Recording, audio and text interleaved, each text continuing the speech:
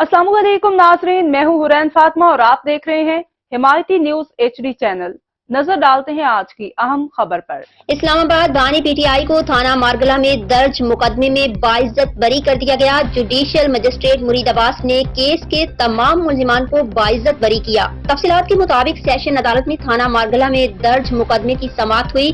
मुल्जिमान की जानिब से वकला सरदार मसरूफ खान और आमना अली अदालत के सामने पेश हुए थे।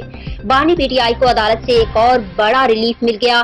सेशन अदालत ने बानी PTI को थाना मारगला में दर्ज मुकदमे में बाइज्जत बरी कर दिया। अदालत ने असद उमर दीगर शरीक मुल्जिमान को भी बाइज्जत बरी कर दिया और जुडिशियल मजिस्ट्रेट मुरीद अब्बास ने थाना मारगला केस में तमाम मुल्जिमान को बाइज्जत बरी किया।